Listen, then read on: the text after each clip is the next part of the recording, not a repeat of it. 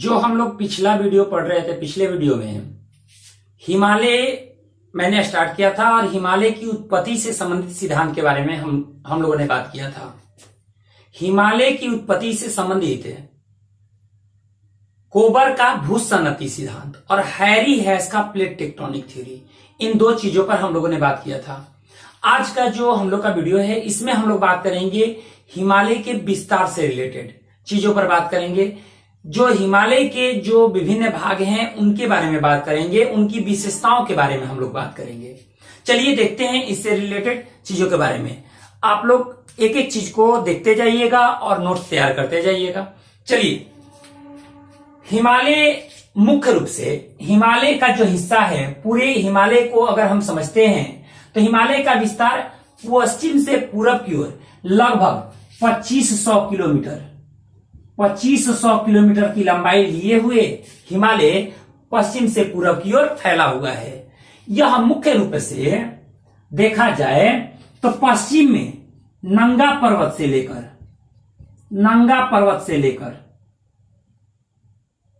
कहां तक? नमचा पर्वत, ये नंगा पर्वत ये है जम्मू कश्मीर में, और ये कहां है? ये तिब्बत में है नमचा पर्वत। तो यहां तक ये विस्तृत है, जो आप इसको देख सकते हैं। उसके बाद ये हिमालय लगभग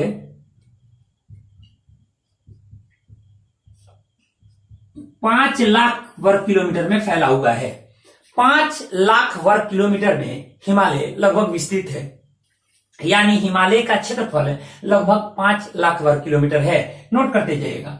मैं बताया था कि हिमालय पश्चिम में चौड़ा है और जैसे जैसे पूरब हुआ है वैसे वैसे सकरा होता गया है। सकरा का मतलब संकीर्ण होता गया है, पतला होता गया है, जबकि इधर चौड़ाई अधिक है और इधर चौड़ाई कम है। लगभग इधर अगर हम चौड़ाई देखें, यानी हिमालय की चौड़ाई अगर हम पश्चिम में देखें तो लगभग 400 किलोमीटर और पूरब में लगभग 160 किलोमीटर तक है। यानी जैसे जैसे हिमालय में पश्चिम से पूरब की ओर जाते हैं वैसे वैसे इसकी चौड़ाई कम होती जाती है, साथ ही साथ इसकी ऊंचाई बढ़ती जाती है। चौड़ाई कम होती है और ऊंचाई बढ़ती है, यानी हिमालय जैसे जैसे सकरा होता गया है वैसे वैसे इसकी ऊंचाई बढ़ती गई है। इसीलिए हिमालय की सभी बड़ी चोटियां इस नेपाल और सिक्किम के आसपास अवस्थित है। हिमालय की सभी प्रमुख चोटियां, पर्वत चोटियां जो हैं वो आपको नेपाल से लेकर सिक्किम के आसपास तक है। अब देखिए, हिमालय को मुख्यतः, ये सारा नोट करते जाएगा, एक एक चीज नोट करते जाएगा। हिमालय को मुख्यतः 4 वर्गों में बांटेंगे। 4 वर्गों में देखते हैं 4 वर्ग कौन कौन है। पहला जो वर्ग होगा वो होगा आपको ट्रांस हिमालय।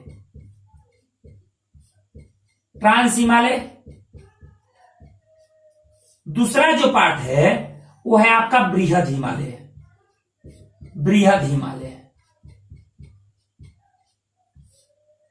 तीसरा पार्ट जो है उसको हम कहते हैं लघु हिमालय, और चौथे पार्ट को हम कहते हैं शिवालिक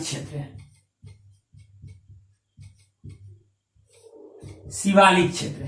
देखिए इसमें क्या है, ट्रांस हिमालय जो है इसमें 3 श्रेणियां हैं। पहला है काराकोरम, दूसरा है लद्दाख, और तीसरा है जास्कर। ये 3 श्रेणियां हैं, काराकोरम, लद्दाख और जास्कर, 3 श्रेणियां हैं। हम लोग एक एक के बारे में बात करेंगे, प्रत्येक एक चीजों के बारे में बात करेंगे।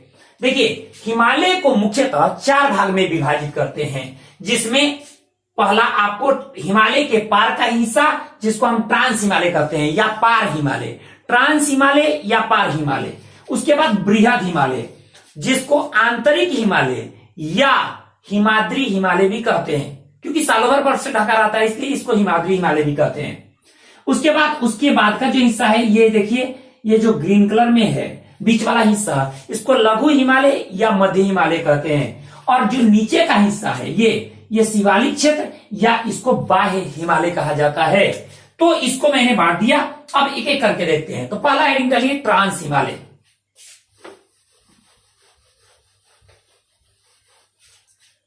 ट्रांस हिमालय, ट्रांस या पार हिमालय, हिमालय। देखिए ट्रांस हिमालय के बारे में पहले कुछ चीजें लिख लीजिए। क्या है? ट्रांस हिमालय हिमालय का हिस्सा नहीं है। पहला नंबर, ट्रांस हिमालय हिमालय का हिस्सा नहीं है, यह यूरेशियन प्लेट का हिस्सा है। पहला नंबर, यह यूरेशियन प्लेट का हिस्सा है।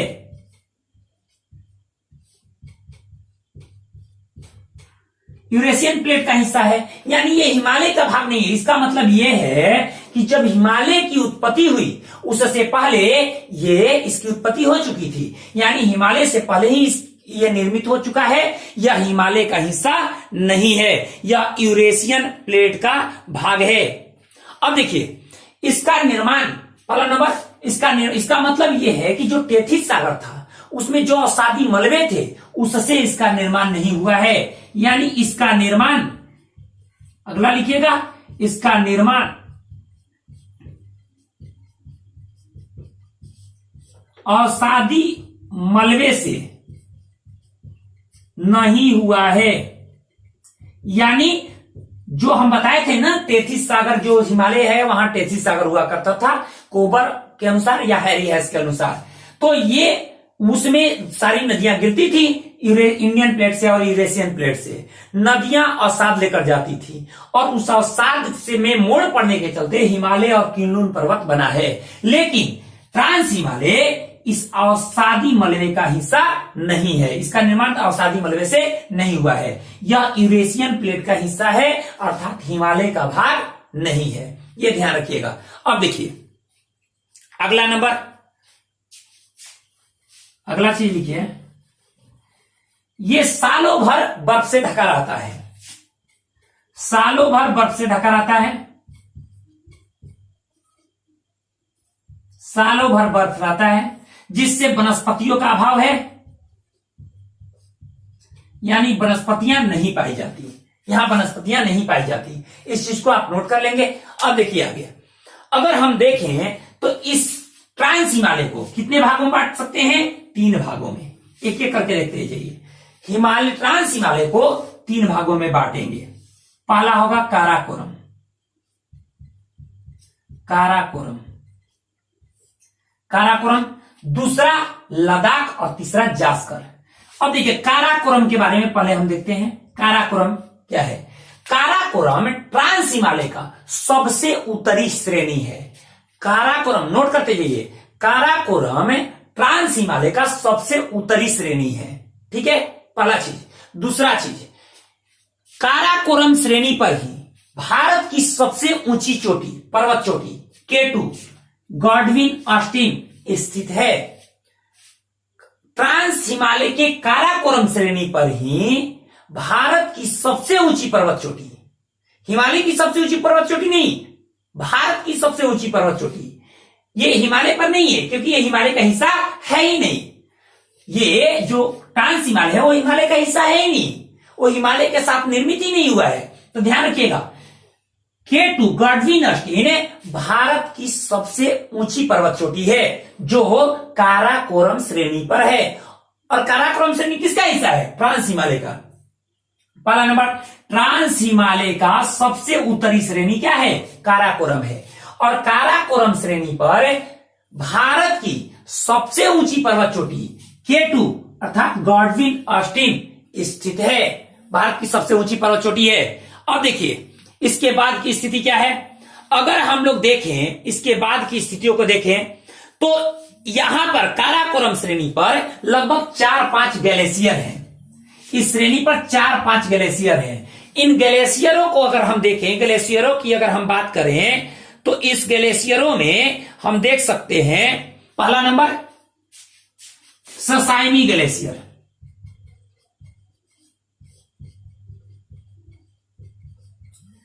पहला है ससाइमी ग्लेशियर। ससाइमी ग्लेशियर के बाद ससाइमी अगर ग्लेशियर देखते हैं तो ससाइमी ग्लेशियर के बाद कई सारे ऐसे ग्लेशियर आएंगे। ससाइमी ग्लेशियर के बाद कई सारे ग्लेशियर आएंगे, जैसे इसमें ससाइमी के बाद है आपको सियाचिन ग्लेशियर। सियाचिन ग्लेशियर यानी ये हिमनद, सियाचिन हिमनद। आप ससाइमी ग्लेशियर भारत का सबसे बड़ा ग्लेशियर है। भारत का सबसे बड़ा ग्लेशियर है ससाइमी ग्लेशियर। उसके बाद सियाचिन ग्लेशियर। आपको बता दें कि जो सियाचिन ग्लेशियर है, इस ग्लेशियर से एक नदी निकलती है जिस नदी का नाम है नुब्रा नदी। सियाचिन ग्लेशियर से कौन सी नदी निकलती है? नुब्रा नदी। नुब्रा नदी। भारतीय सेना सियाचिन अगर जाती है तो नुब्रा नदी घाटी को पकड़ कर जाती है, नुब्रा नदी घाटी से होकर जाती है। भारतीय सेना अगर जाती है सियाचिन तो वो नुब्रा नदी घाटी से होकर जाती है। और ये किससे निकलती है नुब्रा नदी? सियाचिन ग्लेशियर से। ससाइमी ग्लेशियर भारत का सबसे बड़ा ग्लेशियर है। उसके बाद अन्य ग्लेशियर में हिस्पर है, उसके बाद वियाफो और वाल्डोरा है।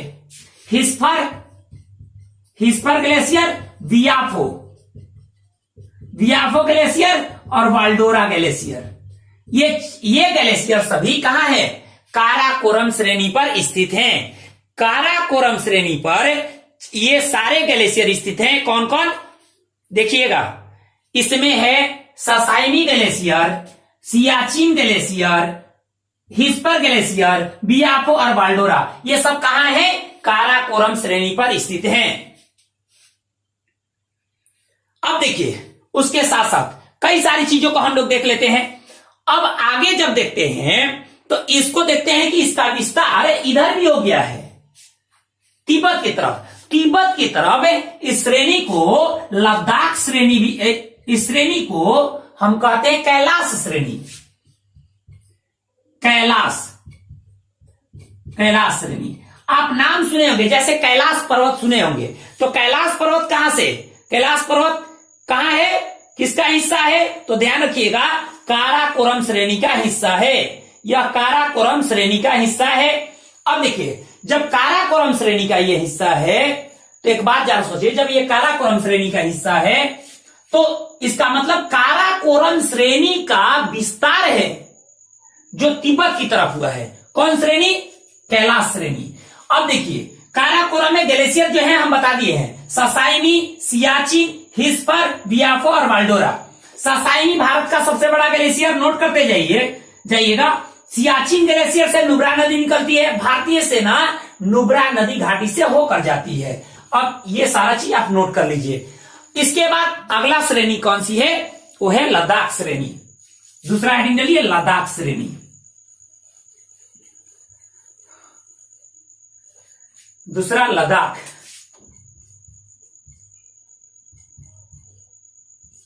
लद्दाख श्रेणी।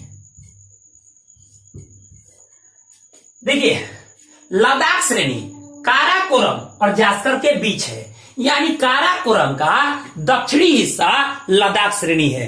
लद्दाख श्रेणी आपको बता दें कि लद्दाख श्रेणी पर एक है शिखर स्थित है, राकापोसी। राकापोसी चोटी है और यह दुनिया की सबसे तीव्र ढाल वाली पर्वत शिखर है, राकापोसी। राकापोसी कहां है? लद्दाख श्रेणी पर है और यह दुनिया की सबसे तीव्र ढाल वाली पर्वत शिखर है। नोट करते जाइए, दुनिया की सबसे तीव्र ढाल वाली पर्वत चोटी राकापोसी लद्दाख श्रेणी पर स्थित है। एक बात और है, लद्दाख ये हो गया और ये जास्कर। लद्दाख और जास्कर के बीच से सिंधु नदी प्रवाहित होती है। ध्यान रखिएगा, लद्दाख और जास्कर के बीच से सिंधु नदी प्रवाहित होती है। तो सिंधु नदी जो प्रवाहित होती है, कहां प्रवाहित हो रही है? यहां, लद्दाख और जास्कर के बीच से, यहां से प्रवाहित हो रही है। लेकिन लद्दाख और काराकोरम के बीच से श्योक नदी का प्रवाह होता है, यानी इसके उत्तर में, लद्दाख के उत्तर में कौन सी नदी है? श्योक है। श्योक कहां से निकलती है? श्योक सियाचिन ग्लेशियर बताए ना, उसकी जिह्वा कहे जाने वाली एक ग्लेशियर है रीमो ग्लेशियर। उसी श्रेणी में है रीमो ग्लेशियर। रीमो ग्लेशियर को सियाचिन ग्लेशियर का जीवा कहा जाता है और इसी रीमो ग्लेशियर से श्योक नदी पर निकलती है। श्योक नदी लद्दाख श्रेणी, लद्दाख और काराकोरम के बीच से बहती है, यानी लद्दाख के उत्तर में श्योक नदी, लद्दाख के दक्षिण में सिंधु नदी। अब देखिए, ये ध्यान रखिएगा, लद्दाख के नीचे में क्या है, सिंधु, और सिंधु के दाहिने तट पर यहां पर लेह स्थित है। सिंधु नदी के दाहिने तट पर लेह स्थित है, यानी लेह शहर सिंधु नदी के दाहिने तट पर स्थित है, जो लद्दाख श्रेणी के और जास्कर के बीच है। अगर हम कहें तो लद्दाख और सिंधु के बीच भी कह सकते हैं। तो ये इसको नोट कर लीजिए आप लद्दाख श्रेणी में। लद्दाख श्रेणी के बाद, लद्दाख में आप सारा चीज देख लिए, लद्दाख के बाद आप जास्कर को देखिए, जास्कर श्रेणी, जास्कर श्रेणी,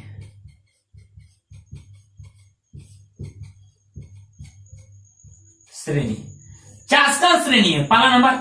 यह ट्रांस हिमालय का सबसे दक्षिणी श्रेणी है, ट्रांस हिमालय का सबसे दक्षिणी श्रेणी, दक्षिणी श्रेणी ध्यान रखिएगा, ट्रांस हिमालय का सबसे दक्षिणी श्रेणी है पहला नंबर जास्कर।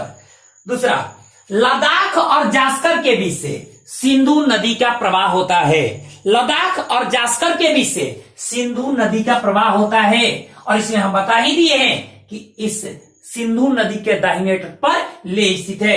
ये ट्रांस हिमालय में इन सारी चीजों को ध्यान रखिएगा, जो जो चीजें मैंने बताई। पहला केटू गॉडविन अस्टिन काराकोरम श्रेणी पर भारत की सबसे ऊंची पर्वत चोटी, इस पर कई सारे ग्लेशियर हैं। ससाइमी भारत का सबसे बड़ा ग्लेशियर काराकोरम श्रेणी पर।